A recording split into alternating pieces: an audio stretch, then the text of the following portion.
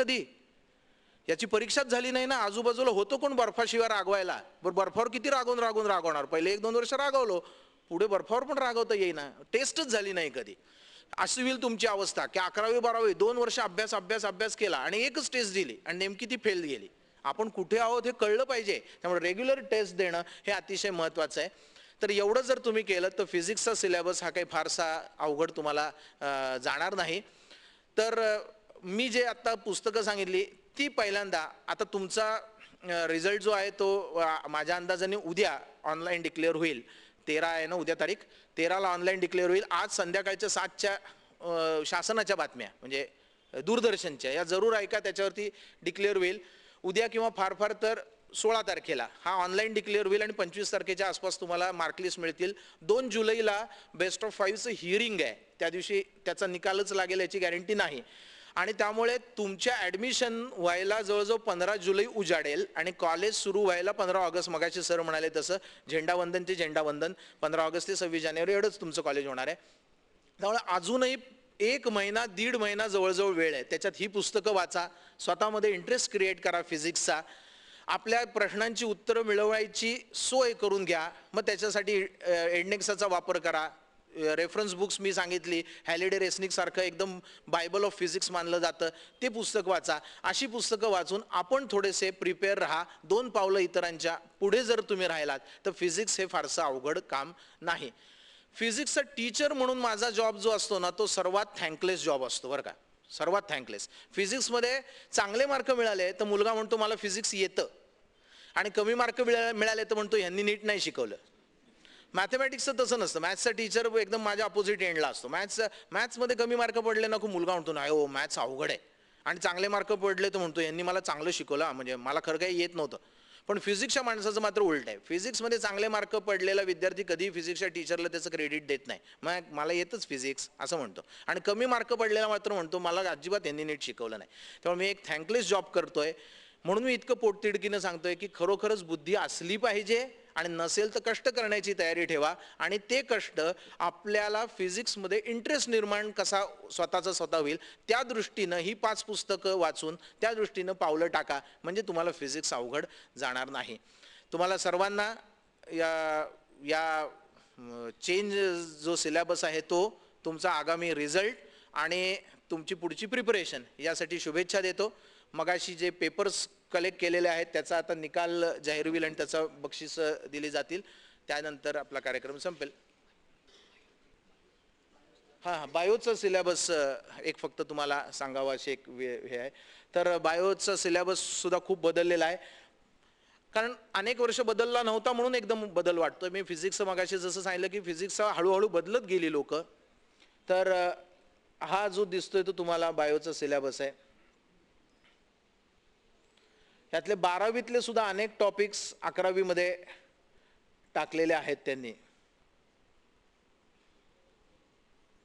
मला जो आठवतो तो शेवटचा चॅप्टर आहे स्केलेटन. हा 12वीत होता, तो आता 11वीत इंट्रोड्यूस केलेला आहे. बायोचा सिलेबस अतिशय इंटरेस्टिंग आहे. बायो अजिबात 11वीला ॲडमिशन घेताना टाळू नका. PCMB 4ही घ्या. बायो जर तुम्ही घेतलं नाही तर तुमची करिअरची निम्मी दारं बंद होतील. बायो एक तर खूप इंटरेस्टिंग आहे, right from hygiene to AIDS.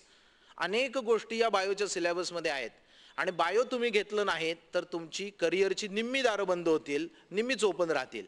बायोला इतका डिमांड येणार आहे. आत्ता COEPचा जर तुम्ही सिलेबस बघितला तर 2nd इयरला लिव्हिंग मशीन्स नावाचा एक विषय त्यांनी इंट्रोड्यूस केलेला आहे जो बायो रिलेटेड आहे.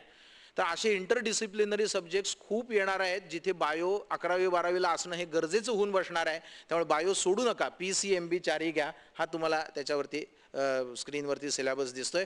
तर फिजिक्सची अशी सर्वजण मिळून चांगली तयारी करा, आणि जेव्हा 11वीला फिजिक्सला सुरुवात कराल त्यावेळेला मला त्याच्यामध्ये खूप इंटरेस्ट निर्माण झालेला आहे, माझी कष्ट घ्यायची तयारी आहे, आणि त्यामुळे मला फिजिक्स चांगलं येणार आहे असा आत्मविश्वास तोपर्यंत तुमच्या मनामध्ये निर्माण होईल अशी मी आशा व्यक्त करतो आणि संपवतो. धन्यवाद.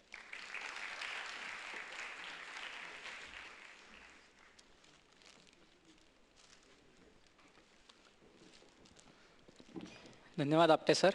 मला खात्री आहे सरांच्या या मार्गदर्शनाचा तुम्हाला नक्कीच फायदा झाला असेल आणि त्यांनी सांगितलेले जे मुद्दे आहेत, ज्या टिप्स आहेत, त्या तुम्ही नक्की इम्प्लिमेंट कराल. यानंतर आता कार्यक्रमाचा शेवट करण्यापूर्वी मगाशी मी जे सांगितलं की आम्ही जी टेस्ट कंडक्ट केली त्याचे निकाल आता आम्ही जाहीर करतो आहे. आणि त्यासाठी कॉटमॅक या नावाजलेल्या इलेक्ट्रॉनिक आणि इन्स्ट्रुमेंटेशन कंपनीचे मॅनेजिंग डायरेक्टर श्री मुकुंद मुळे आपल्यात आज उपस्थित आहेत. त्यांना मी व्यासपीठावर येण्याची विनंती करतो.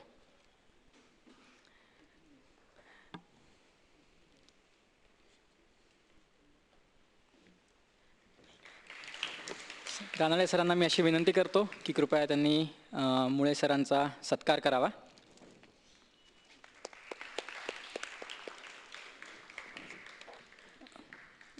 मुकुंद दादाच म्हणतो आम्ही त्यांना. त्यांची थोडक्यात ओळख करून देतो मी. त्यांनी COEPतनं इंजिनिअरिंग केलेलं आहे आणि त्याच्यानंतर त्यांनी कॉटमॅक इलेक्ट्रॉनिक्स ही कंपनी चालू केली. गेली 22 वर्ष ती हे कंपनी रन करत आहेत. अत्यंत नावाजलेली कंपनी आहे. MIDCला भोसरी इथे त्यांची मोठी फॅक्टरी आहे. त्यांची देशात आणि जगभरात वेगवेगळी युनिट्स आहेत. हंड्रेड्स ऑफ क्रोर्समध्ये त्यांचा टर्नओव्हर आहे. आणि एवढं सगळं असूनसुद्धा ते अत्यंत डाऊन टू अर्थ आहेत आणि एडनेक्साला वेळोवेळी त्यांचं मोलाचं सहकार्य मदत लाभलेली आहे.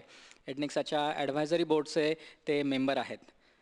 तर मी आता मुळे सरांना अशी विनंती करतो की कृपया त्यांनी मी आता नावं जाहीर करेन त्या विद्यार्थ्यांनी इथे व्यासपीठावर यायचं आहे आणि त्यांनी मुळे सरांनी त्यांचा सत्कार करावा.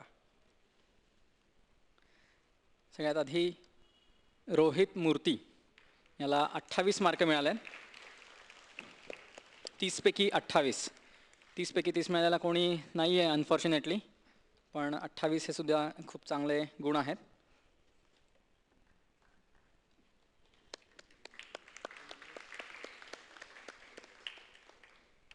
यानंतर अभिषेक ओसवाल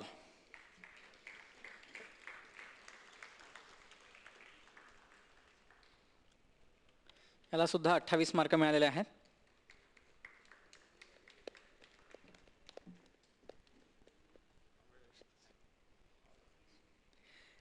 नंतर मधुरा मुळे. मधुरा ही इन्सिडेंटली मुकुंददादांचीच मुलगी आहे. तिला 26 मार्क मिळाले.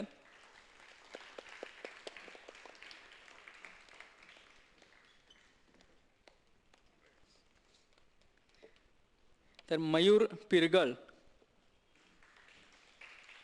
याला 24 मार्क मिळाले.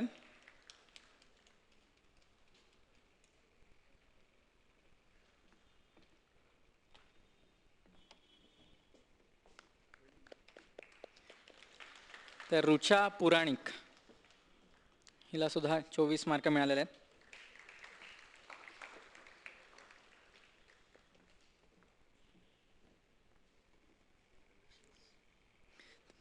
गोविंद थापा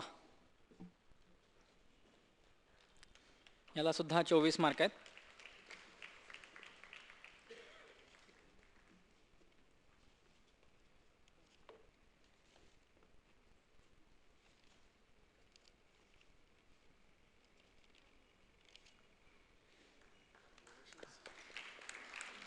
सौमित्र रानडे याला सुद्धा 24 मार्क आहेत.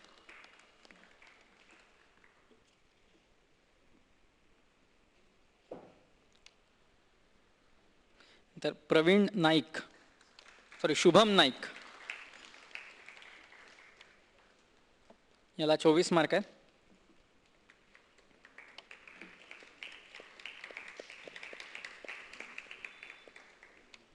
तर मोहन बेल्लारी याला सुद्धा 24 मार्क आहेत.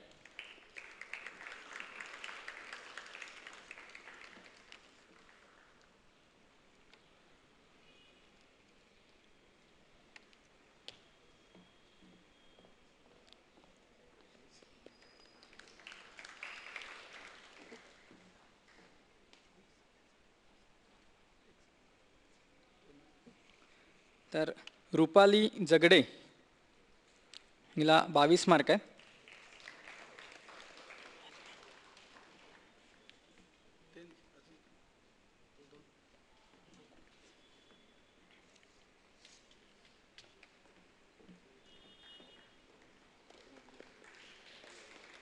सुप्रिया जोशी, हिला सुद्धा 22 मार्क आहेत.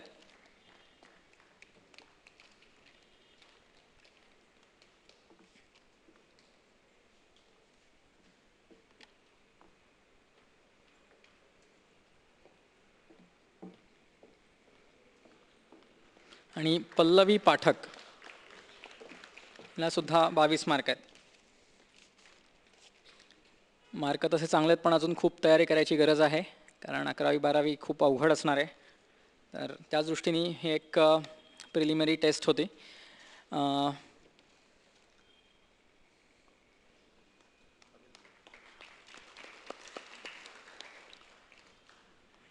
10वी आणि 11वी यांच्यातल्या सिलॅबसमध्ये खूप मोठा फरक असतो आणि तो फरक, ती दरी भरून काढण्यासाठी आम्ही एडनेक्सातर्फे फ्री ब्रिजिंग कोर्स घेणार आहोत. ही गॅप ब्रिज करण्यासाठी आम्ही ऑनलाईन ब्रिजिंग कोर्स घेणार आहोत वेबिनारच्या सहाय्याने. तर साधारण एक पुढच्या आठवड्यात आम्ही हे वेबिनार आम्ही ऑर्गनाईज करणार आहोत. 6 ते 7 वेबिनार आम्ही घेणार आहोत ऑनलाईन आमच्या वेबसाईटवर, आणि त्याची माहिती आम्ही तुम्हाला कळवूच फोन आणि SMS द्वारे. तुम्ही सगळ्यांनी नक्की ते वेबिनार अटेंड करावेत, कारण हा जो स्टेप चेंज आहे तो कसा तुम्ही त्याच्याशी कोपअप करावं याच्यासाठी हे सगळे 4ही विषयांचे, फिजिक्स, केमिस्ट्री, मॅथ्स आणि बायोलॉजी, या 4 विषयांसाठीचे हे वेबिनार असणार आहेत. आणि मोस्ट प्रॉबेबली पुढच्या सोमवारी 20 तारखेला आम्ही हे वेबिनार ऑर्गनाईज करणार आहोत. त्याची आगाऊ तुम्हाला आम्ही माहिती देऊच.